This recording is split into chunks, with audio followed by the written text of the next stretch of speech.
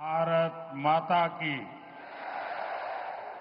भारत माता की।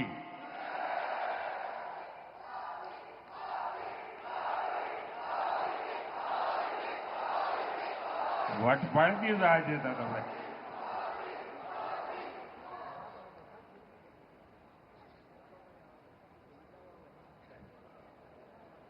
गुजरात के राज्यपाल श्रीमान आचार्य देवव्रत जी, यहां के लोकप्रिय मुख्यमंत्री भूपेंद्र भाई पटेल, केंद्रीय मंत्रिमंडल में मेरे साथी सीआर पाटिल,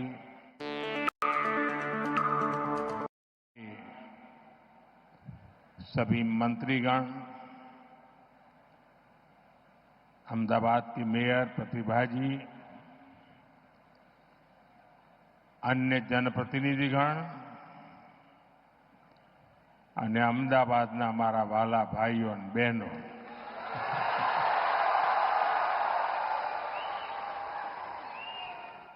આજે તો તમે રંગ રાખ્યો છે હો.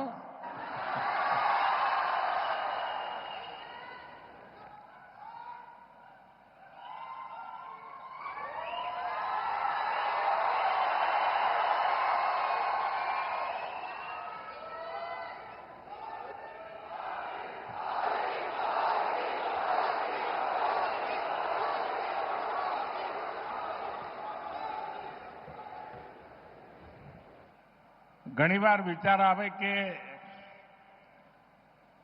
એવું કેવું નસીબ હશે કે આ લાખો લોકોનો પ્રેમ, એમના આશીર્વાદ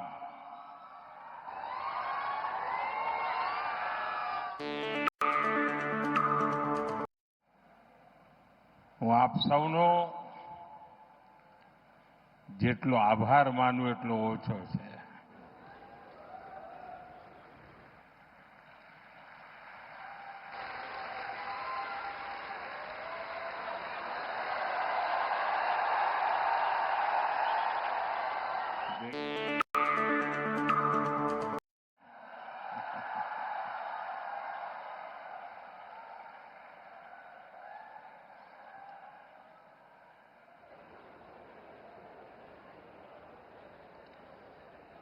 साथियों, इस समय देश भर में गणेश उत्सव का एक अद्भुत उत्साह है. गणपति बापा के आशीर्वाद से आज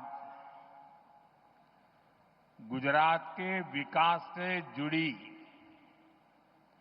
अनेक परियोजनाओं का भी श्री गणेश हुआ है.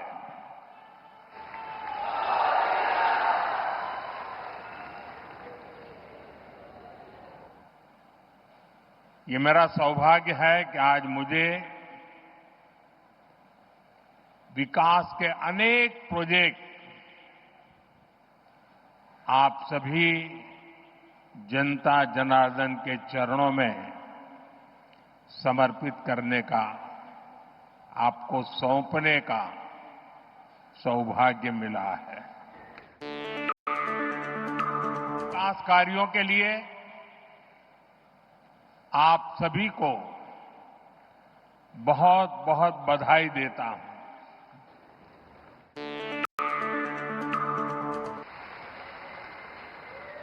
साथियों, मानसून के इस सीजन में गुजरात में भी कई इलाकों में भारी बारिश हो रही है. देश में भी जिस प्रकार से बादल फटने की एक के बाद एक घटनाएं घट रही हैं, और जब टीवी पर विनाश लीला देखते हैं तो अपने आप को संभालना मुश्किल हो जाता है. मैं सभी प्रभावित परिवारों के प्रति मेरी संवेदना व्यक्त करता हूं। प्रकृति का ये प्रकोप पूरे मानव जात के लिए, पूरे विश्व के लिए, पूरे देश के लिए चुनौती बना हुआ है। केंद्र सरकार सभी राज्य सरकारों के साथ मिलकर राहत और बचाव के काम में जुटी हुई है। साथियों, गुजरात की ये धरती दो मोहन की धरती है।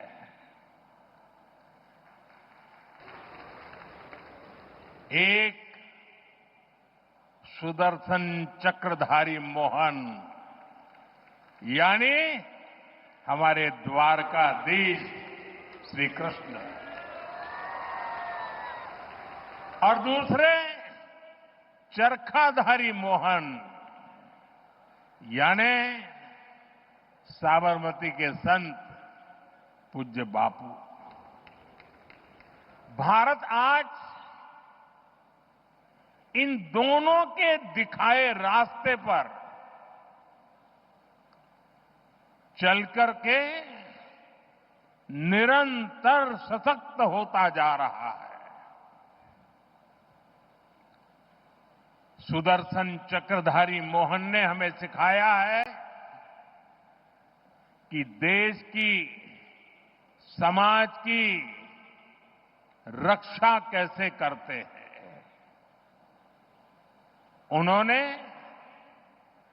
सुदर्शन चक्र को न्याय और सुरक्षा का कवच बनाया। उनको पाताल में भी खोज कर सजा देता है, और यही भाव आज भारत के फैसलों में भी देश अनुभव कर रहा है, दुनिया अनुभव कर रही है।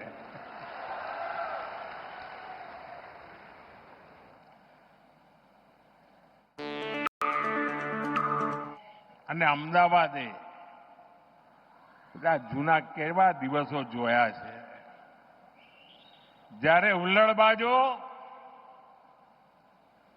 ચક્કા ચલાવનારાઓ પતંગમાં લડાઈ કરીને લોકોને ઢાળી દે, કર્ફ્યુમાં જીવન ગુજારવું પડે, વાર તહેવારે અમદાવાદની ધરતી રક્ત રંજીત થઈ જતી હતી। आतताइयों, ये हमारा खून बहाते थे, और दिल्ली में बैठी कांग्रेस सरकार कुछ नहीं करती थी।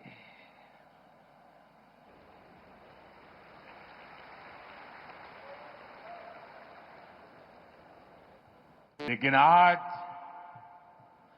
आतंकवादी और उनके आकाओं को हम छोड़ते नहीं। चाहे वो कहीं भी छुपे हो, दुनिया ने देखा है कि पहलगाम का बदला भारत ने कैसे लिया।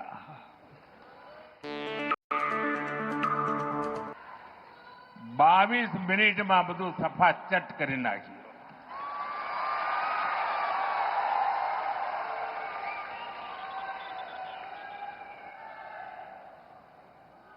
અને સેંકડો કિલોમીટર અંદર જઈને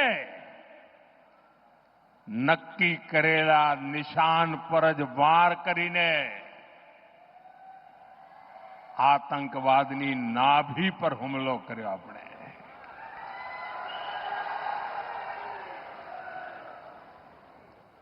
ऑपरेशन सिंदूर हमारी सेना के शौर्य और सुदर्शन चक्रधारी मोहन के भारत की इच्छा शक्ति का प्रतीक बन गया है। साथियों, चरखाधारी मोहन हमारे पूज्य बापू ने भारत की समृद्धि का रास्ता स्वदेशी में बताया था।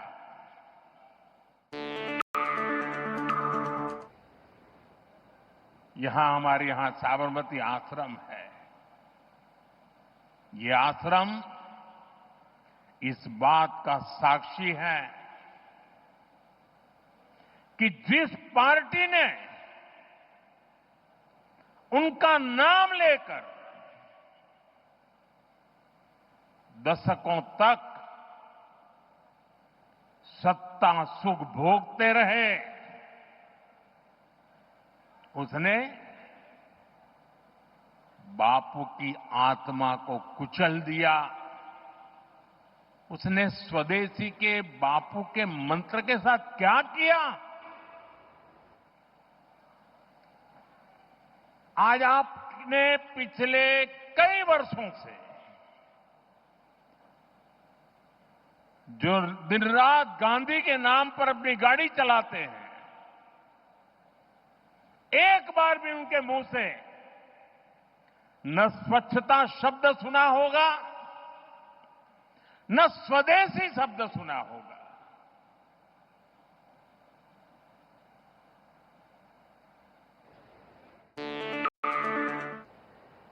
ये देश समझ ही नहीं पा रहा है कि उनकी समझ को क्या हुआ है।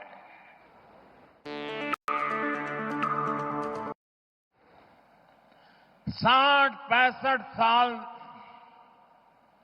देश पर शासन करने वाली कांग्रेस ने भारत को दूसरे देशों पर निर्भर रखा ताकि वो सरकार में बैठे बैठे इंपोर्ट में भी खेल कर सकें, घोटाले कर सकें। आज भारत ने आत्मनिर्भरता को विकसित भारत के निर्माण का आधार बना दिया है। अपने किसानों, अपने मछुआरों, अपने पशुपालकों, अपने उद्यमियों के दम पर भारत तेजी से विकास के रास्ते पर चल रहा है। आत्मनिर्भरता के रास्ते पर आगे बढ़ रहा है। અને આપણા ગુજરાતમાં તો પશુપાલકો એટલી બધી સંખ્યામાં છે અને આપણા ડેરી સેક્ટરની તાકાત જુઓ ને। હું આજે જ હમણાં ફિજીના પ્રધાનમંત્રી સાથે મીટિંગ કરીને આવી રહ્યો છું। એ પણ આપણા ડેરી સેક્ટરને, આપણી કોઓપરેટિવ મૂવમેન્ટને ખૂબ આદરપૂર્વક વર્ણન કરીને કહેતા હતા કે મારા દેશમાં પણ કંઈક આવું થાય। સાથીઓ, આપણા પશુપાલકોએ અને પશુપાલનમાં તો ગુજરાતમાં બહેનોનું સૌથી મોટું યોગદાન હોય છે। આ બહેનોએ પશુપાલન કરીને આપણા ડેરી સેક્ટરને મજબૂત બનાવ્યું, આત્મનિર્ભર બનાવ્યું અને આજે ચારે તરફ એના જયગાન ચાલી રહ્યા છે। लेकिन साथियों, आप सभी आज दुनिया में आर्थिक स्वार्थ वाली राजनीति सबको अपना करने में लगा है। उसे हम भली भांति देख रहे हैं। मैं अहमदाबाद की इस धरती से अपने लघु उद्यमियों से कहूंगा, मेरे छोटे छोटे दुकानदार भाई बहनों से कहूंगा, मेरे किसान भाइयों से कहूंगा, मेरे पशुपालक भाई बहन से कहूंगा, और मैं गांधी की धरती पे से बोल रहा हूं, मेरे देश के लघु उद्यमी हो, किसान हो, पशुपालक हो, हर किसी के लिए मैं आपको बार बार वादा करता हूं, मोदी के लिए आपके हित सर्वोपरि है।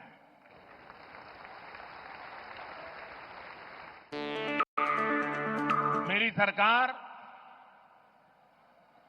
लघु उद्यमियों का, किसानों का, पशुपालकों का कभी भी अहित नहीं होने देंगी।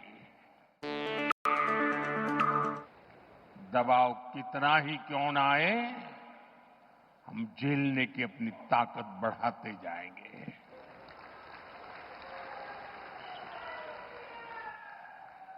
साथियों, आज आत्मनिर्भर भारत अभियान को गुजरात से बहुत ऊर्जा मिल रही है और इसके पीछे 2 दशकों की कड़ी मेहनत है। आज की नौजवान पीढ़ी ने वो दिन नहीं देखे हैं जब यहां आए दिन कर्फ्यू लगा रहते थे। यहां व्यापार कारोबार करना मुश्किल कर दिया जाता था, अशांति का माहौल बनाए रखा जाता था। लेकिन आज अहमदाबाद देश के सबसे सुरक्षित शहरों में से एक है और ये आप सभी ने करके दिखाया है। साथियों, गुजरात में शांति और सुरक्षा का जो ये वातावरण बना है, परिणाम हम चारों तरफ देख रहे हैं। आज हर प्रकार की इंडस्ट्री का विस्तार गुजरात की धरती पर हो रहा है। पूरा गुजरात ये देखकर गर्व करता है कि कैसे हमारा राज्य मैन्युफैक्चरिंग हब बन गया है। તમને ખબર હશે, તમારામાંથી જે વડીલ ભાઈ બહેનો હશે, જ્યારે ગુજરાતને અલગ થવાનું એક આંદોલન ચાલતું હતું, મહાગુજરાત આંદોલન, ત્યારે અનેક લોકો આપણને કે તમારા ગુજરાત જુદું કરીને શું કરશો, ભૂખે મરશો, એવું કે તમારી પાસે છે શું? न कोई खनिज છે, न 12 બહુ નદીઓ છે, 10 વર્ષમાં 7 વર્ષ દુકાળ પડે છે, ન ખાણ ખનીજ હોય, ન કોઈ એવા ઉદ્યોગ ધંધા હોય, ખેતી ના હોય અને ઓછામાં પૂરું અહીંયા રણ હોય અને પેલી બાજુ પાકિસ્તાન હોય. કરશો શું એવું કહેતા? મીઠા સિવાય તમારી પાસે છે શું એવું કહેતા? મજાક ઉડાવતા. પરંતુ ગુજરાતને માથે જ્યારે જવાબદારી આવી કે હવે આપણે આપણા પગ ઉપર ઉભા રહેવાનું છે, આ ગુજરાતના લોકોએ પાછી પાની કરી નહીં અને આજે તમારી પાસે શું છે કહેનારાઓને અમારી પાસે ડાયમંડ નથી ભાઈ, એકે ડાયમંડની ખાણ નથી, પણ દુનિયામાં 10માંથી 9 ડાયમંડ મારી ગુજરાતની ધરતી પરથી આગળ વધતા હોય છે.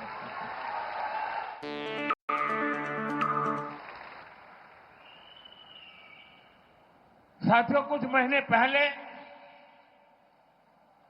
मैं दाहोद में आया था. वहां की रेल फैक्ट्री में ताकतवर इलेक्ट्रिक लोकोमोटिव इंजन बन रहे हैं. आज गुजरात में बने मेट्रो कोच दूसरे देशों को एक्सपोर्ट हो रहे हैं.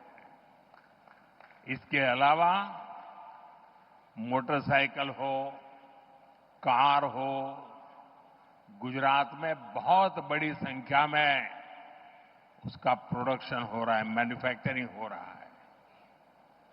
देश और दुनिया की बड़ी बड़ी कंपनियां यहां फैक्ट्रियां लगा रही है.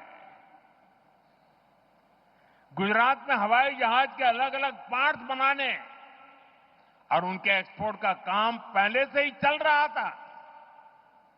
अब बड़ौदा में ट्रांसपोर्ट एयरक्राफ्ट भी बनाने का काम शुरू हुआ है.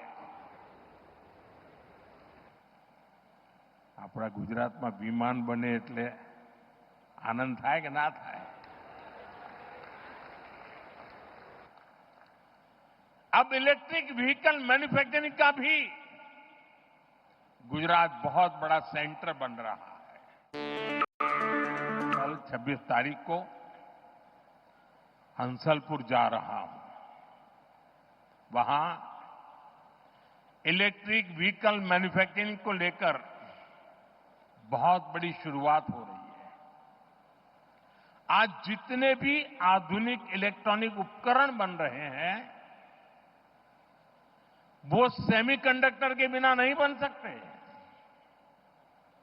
गुजरात अब सेमीकंडक्टर सेक्टर में भी बड़ा नाम करने जा रहा है. टेक्सटाइल हो, जेम्स एंड ज्वेलरी हो, गुजरात की पहचान बन चुकी है. दवाएं हो, वैक्सीन हो, ऐसे फार्मा उत्पादन के मामले में भी देश का करीब करीब 1/3 एक्सपोर्ट गुजरात से होता है. भारत सौर, पवन और परमाणु ऊर्जा के मामले में तेजी से आगे बढ़ रहा है. इसमें गुजरात की भागीदारी सबसे अधिक है. હમણાં હું એરપોર્ટથી આવતો હતો, ભવ્ય રોડ શો કર્યો. વાહ, કમાલ કરી આપે.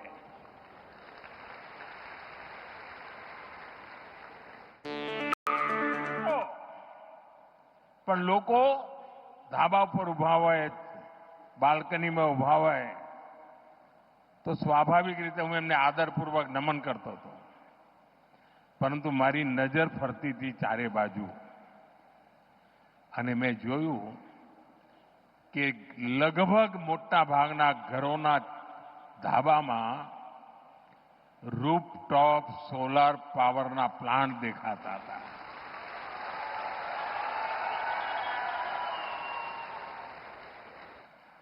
गुजरात ग्रीन एनर्जी और पेट्रोकेमिकल्स का भी एक बड़ा केंद्र बनता जा रहा है. गुजरात देश की पेट्रोकेमिकल जरूरतों को पूरा करने में भी बड़ी भूमिका निभा रहा है. जो हमारा प्लास्टिक उद्योग है, सिंथेटिक फाइबर है, फर्टिलाइजर है, दवाएं हैं, पेंट इंडस्ट्री है, कॉस्मेटिक्स है, इनका सबसे बड़ा आधार पेट्रोकेमिकल सेक्टर ही है. गुजरात में पुराने उद्योगों का विस्तार हो रहा है। મને યાદ છે આપણે ઘણીવાર માથે હાથ મૂકીને રડતા જ રહેતા હતા। આજથી 30 વર્ષ પહેલાના જે લોકો દિવસો યાદ કરે શેના રોદડા રોતા હતા? મિલો બંધ થઈ ગઈ, મિલો બંધ થઈ ગઈ, મિલો બંધ થઈ ગઈ। એ તમે રોજ એ જ ચાલતું હોય અને કોઈ પણ નેતા આવેલા છાપાવાળા આપણે એ જ પૂછે, બોલો મિલો બંધ થઈ ગઈ શું કરશો? રાત તો કોંગ્રેસનું હતું, પણ એક જ વિષય, આજે ગુજરાત ये ભૂંગળા ભલે બંધ થયા પણ ઠેર ઠેર એને વિકાસના વાવટા ફરકાવી દીધા છે।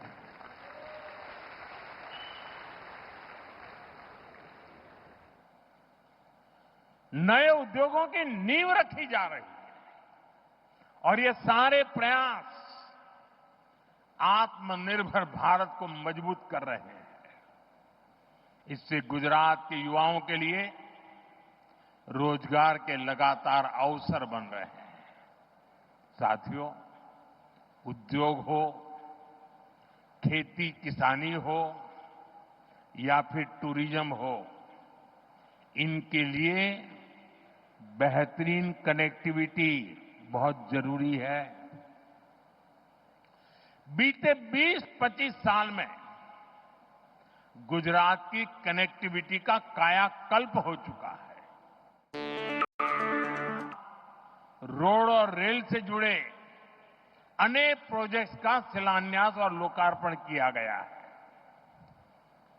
सर्कुलर रोड यानी सरदार पटेल रिंग रोड अब और चौड़ी हो रही है। अब ये 6 लेन की चौड़ी सड़क बन रही है। इससे शहर के सबसे भीड़भाड़ वाले इलाकों में ट्रैफिक जाम की समस्या कम होगी। इसी तरह विरमगाम खुदड़ रामपुरा रोड, उसको चौड़ा होने से यहां के किसानों को, उद्योगों को सुविधा मिलेगी। ये जो नए अंडरपास है, रेलवे ओवरब्रिज है, ये शहर की कनेक्टिविटी को और बेहतर बनाएंगे। साथियों, एक समय था जब लाल रंग की पुरानी बसें ही चला करती थी। लाल बस, क्या जसो तो लाल बस में।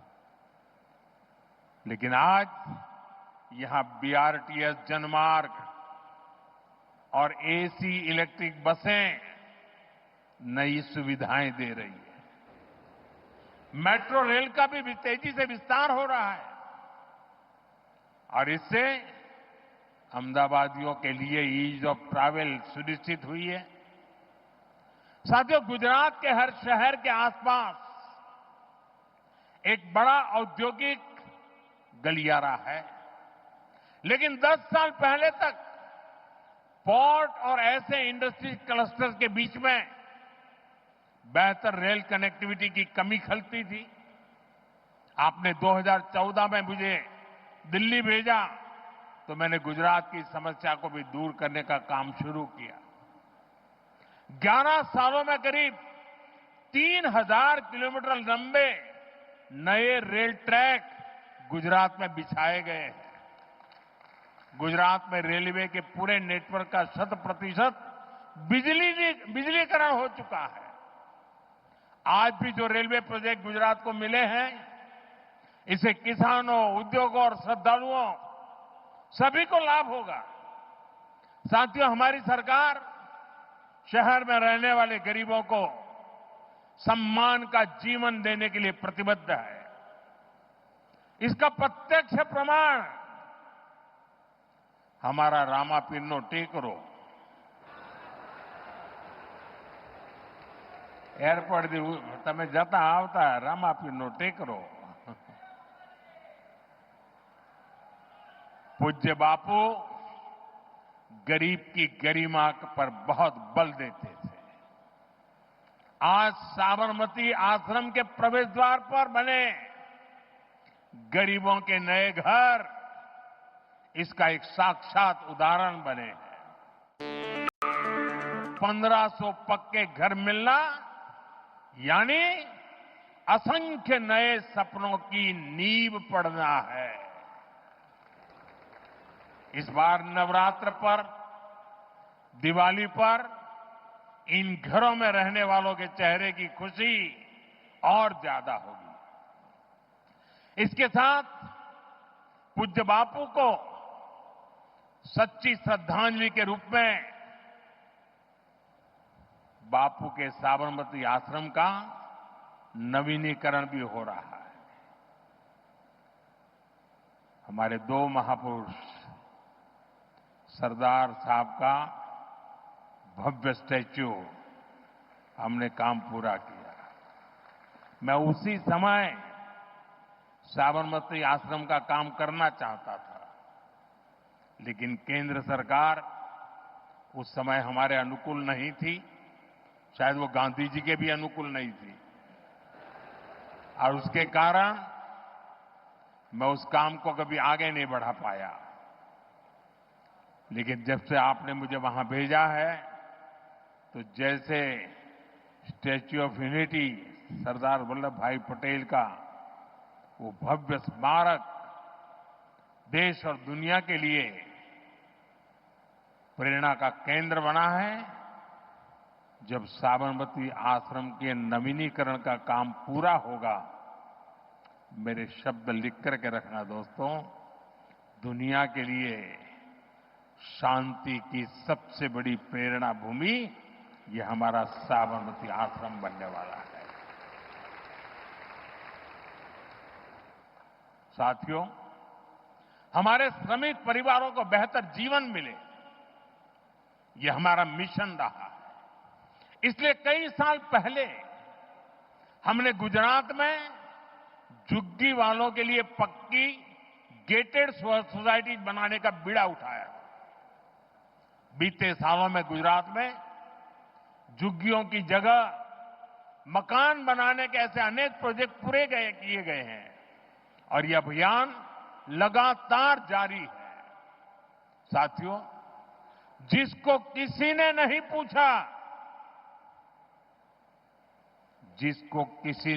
पूछा, मोदी उसको पूजता है।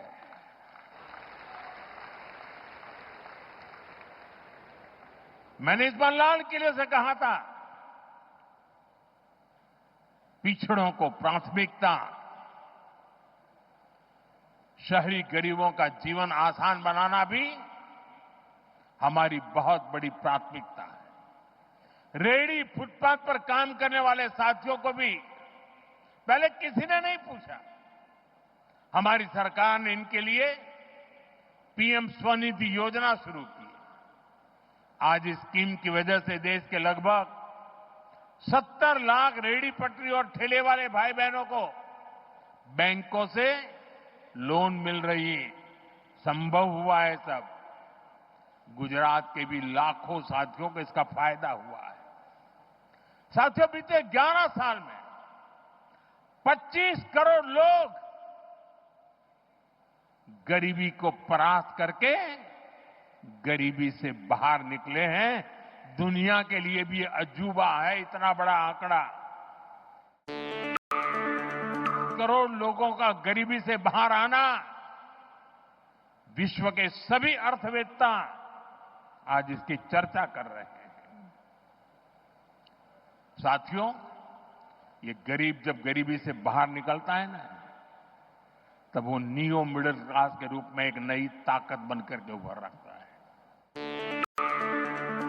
न्यू मिडिल क्लास और हमारा पुराना मिडिल क्लास दोनों देश की एक बहुत बड़ी ताकत बनते जा रहे हैं। हमारा निरंतर प्रयास है कि नियो मिडिल क्लास और मिडिल क्लास दोनों को सशक्त करना। આપણા અમદાવાદના ભાઈઓ, એમના માટે તો ખુશી ખબર જ હોય, જે દિવસે બજેટમાં 12 લાખ રૂપિયાની આવક ઉપર ઇન્કમ ટેક્સ માફ કરી દીધો ને, તો વિપક્ષવાળાને સમજણ નહોતી પડી આ કેવી રીતે થાય। અને સાથીઓ, તૈયારી કરો હવે।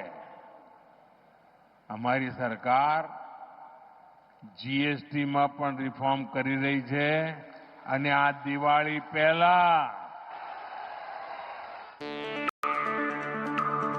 તમારા માટે તૈયાર થઈ રહી છે और जीएसटी रिफॉर्म के कारण हमारे लघु उद्यमियों को मदद मिलेगी और बहुत सी चीजों पर टैक्स भी कम हो जाएगा। इस बार की दिवाली पर व्यापारी वर्ग हो या फिर हमारे बाकी परिवारजन, सबको खुशियों का डबल बोनस मिलने वाला है।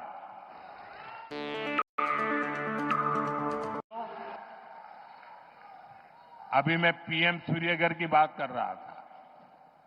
अब पीएम सूर्यघर मुफ्त बिजली योजना से हम बिजली बिल जीरो कर रहे हैं। गुजरात में अभी तक इस स्कीम से करीब 6 लाख परिवार जुड़ चुके हैं। इन परिवारों को सरकार की तरफ से अकेले गुजरात में ही 3,000 करोड़ रुपए से अधिक दिए गए हैं। इससे अब उनको हर महीने बिजली बिल में बड़ी बचत हो रही है। साथियों, अहमदाबाद शहर आज सपनों और संकल्पों का शहर बन रहा है। जब लोग अहमदाबाद को गर्दाबाद कहकर मजाक उड़ाते थे, उड़ती धूल, मिट्टी, कूड़े कचरे के ढेर, यही शहर का दुर्भाग्य बन गया था। मुझे खुशी है कि आज स्वच्छता के मामले में अहमदाबाद देश में नाम कमा रहा है।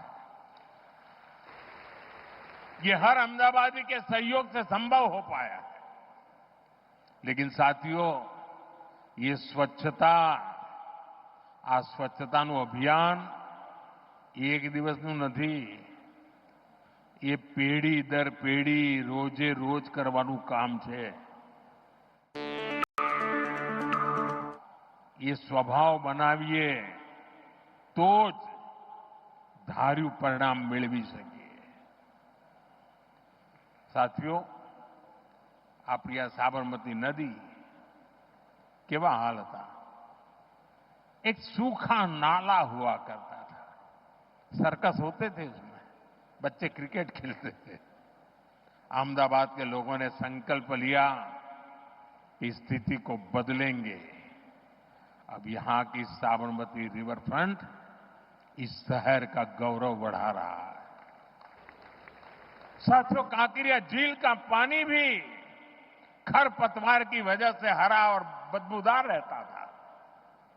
आसपास टहलना भी मुश्किल होता था और असामाजिक तत्वों के लिए पसंदीदा जगह तो हुई करती थी। वहां से कोई निकलने का हिम्मत नहीं करता था।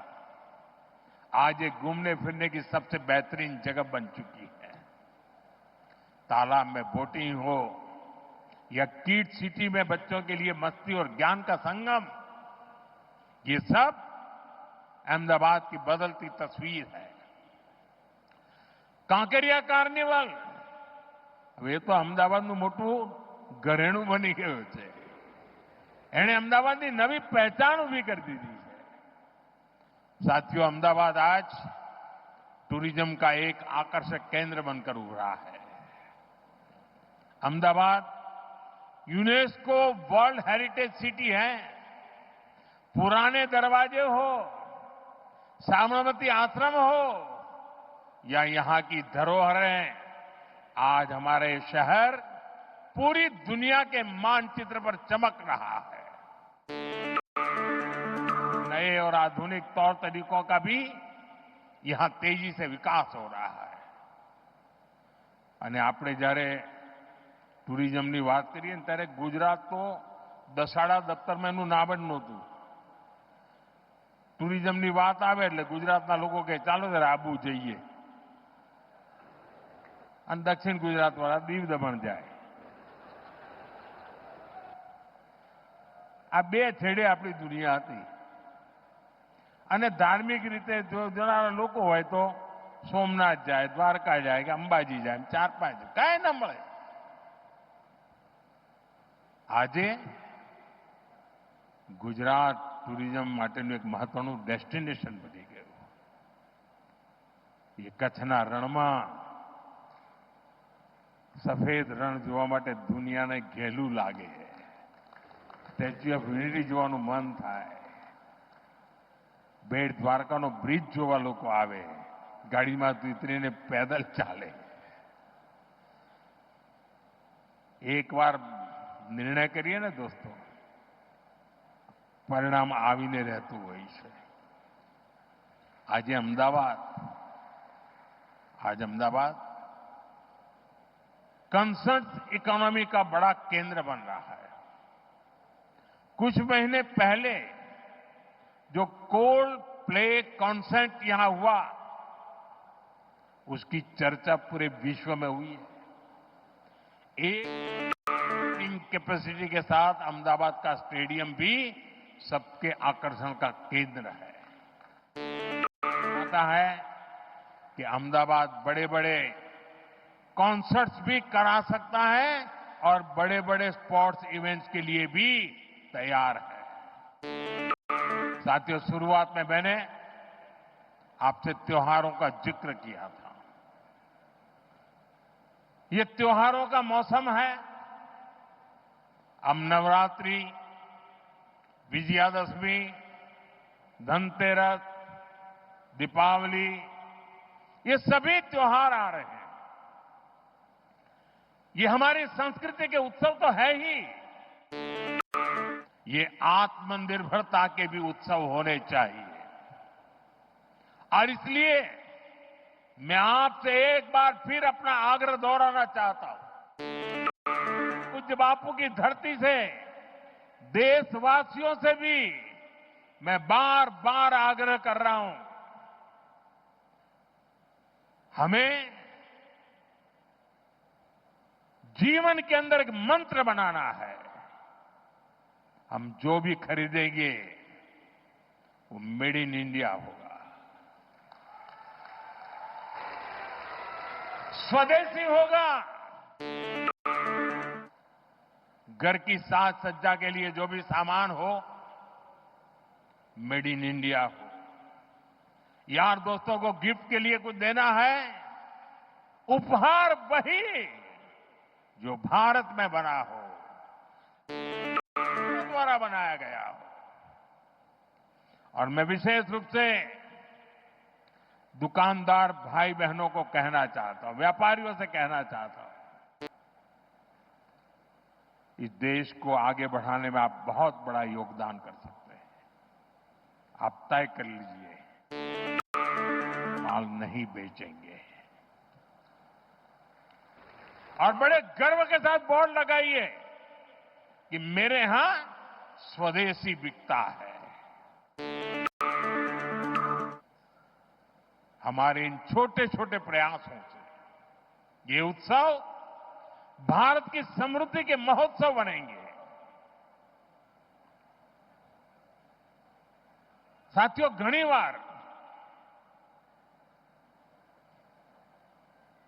શરૂઆતમાં લોકોને નિરાશા જોઈ બહુ હોય, એટલે મને યાદ છે જ્યારે મેં પહેલી વાર આ રિવરફ્રન્ટની વાત મૂકેલી તો બધા લોકોએ મજાક માંડેલી. રિવરફ્રન્ટ થઈ ગયો કે ના થઈ ગયો? થઈ ગયો કે ના થઈ ગયો? સ્ટેચ્યુ ઓફ યુનિટી માટે મેં અહીંયા એક પ્રેસ કોન્ફરન્સ કરેલી તો બધાએ મારા બાલ નોચી લીધેલા.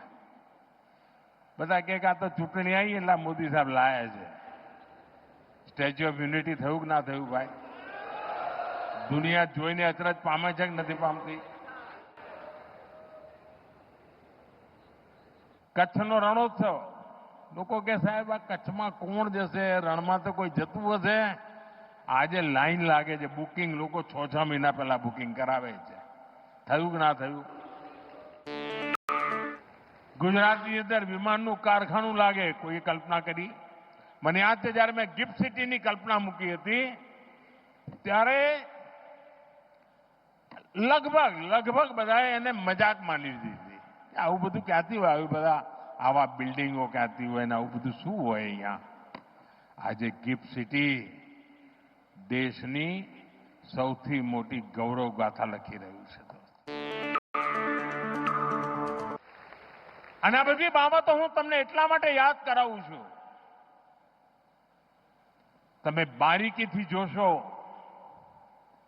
આ દેશના સામર્થ્યની જો તમે પૂજા કરો તો તમારા સંકલ્પને દેશવાસીઓ ક્યારેય નિષ્ફળ નથી જવા દેતા. દેશવાસીઓ લોહી પાણી એક કરી દેતા હોય છે. આટલા બધા આતંકવાદી હુમલા થયા, દુશ્મનોને કંઈ નહીં થાય એવું માનતા હતા. સર્જિકલ સ્ટ્રાઇક કરી એમના લોન્ચિંગ પેડ ઉડાડી દીધા. એર સ્ટ્રાઇક કરી એમના ટ્રેનિંગ સેન્ટર ઉડાડી દીધા. ઓપરેશન સિંદૂર કર્યું, એમની નાભી પર જઈને વાર કર્યો.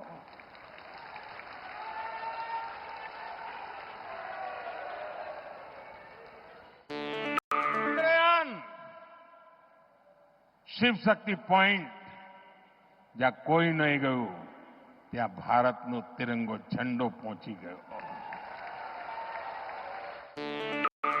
સ્પેસ સેન્ટર પર શુભાંશુ શુક્લ જઈને આવ્યા અને હવે ગગનયાનની તૈયારી ચાલી રહી છે. આપણું પોતાનું સ્પેસ સ્ટેશન બને એ દિશામાં કામ ચાલી રહ્યું છે. साथियों, एक एक घटनाओं कैसे कि अगर संकल्प लइए, संकल्प के प्रति श्रद्धा होय, समर्पण होय, तो जनता जनार्दन જે ઈશ્વરનું રૂપ છે એના આશીર્વાદ પણ મળતા હોય છે, એનો સાથ મળતો હોય છે. અને એ જ વિશ્વાસથી હું કહું છું, આ દેશ આત્મનિર્ભર બનીને રહેશે. તો પ્રત્યેક નાગરિક વોકલ ફોર લોકલનો વાહક બનશે. આ દેશનો પ્રત્યેક નાગરિક સ્વદેશીના મંત્રને જીવી જાણશે.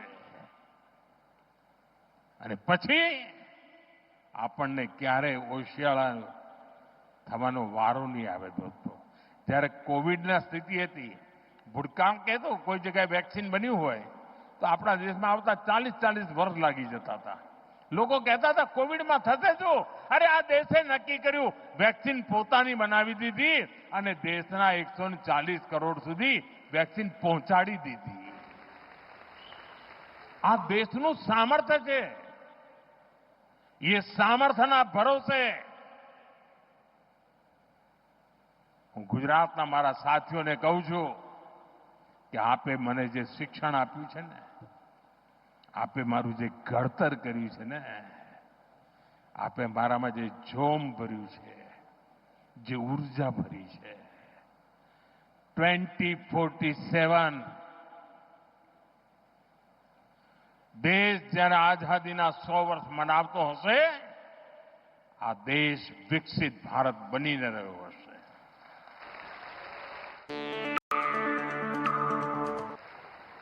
અને એટલે સાથીઓ, વિકસિત ભારત બનાવવા માટેનો એક મહત્વનો રાજમાર્ગ સ્વદેશી છે.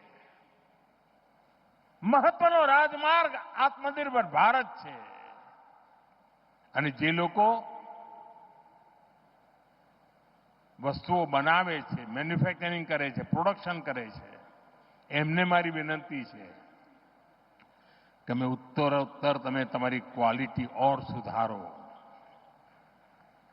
એની કિંમત ઓર ઘટાડો. તમે જુઓ, હિન્દુસ્તાનનો માનવી ક્યારેય બહારથી કશું લેશે નહીં. આ ભાવ આપણે જગાડીએ અને દુનિયાની સામે એક ઉદાહરણ પૂરું પાડીએ. અને વિશ્વના અનેક દેશો છે સાથીઓ કે જ્યારે સંકટો આવે ત્યારે પોતાની જાતને છાતી કાઢીને ઉભા થઈ જાય ને, પરિણામ લાવીને દેતા હોય છે. આપણે માટે અવસર આવ્યો છે. સંકલ્પને પૂરા કરવા માટેનું સામર્થ્ય લઈને નીકળવાનું છે.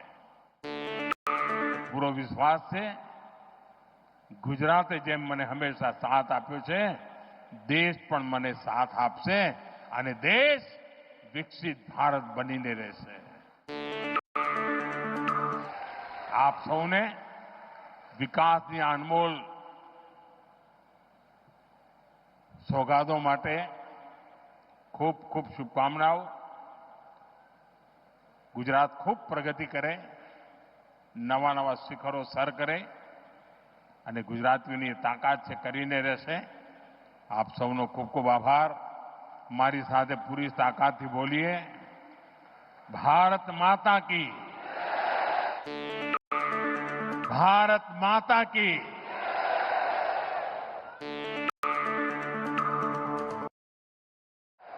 धन्यवाद.